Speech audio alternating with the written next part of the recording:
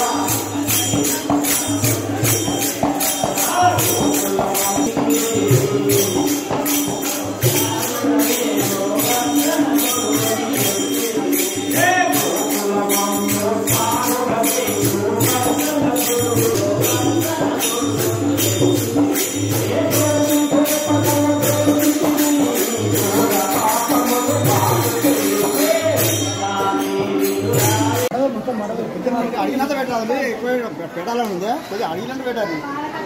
పెడుతున్నా నాకు పెట్టండి.